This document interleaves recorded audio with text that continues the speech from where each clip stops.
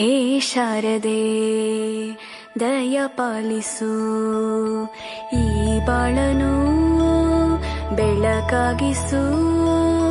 ಹೇ ಶಾರದೆ ದಯ ಪಾಲಿಸು, ಈ ಬಾಳನು ಬೆಳಕಾಗಿಸು.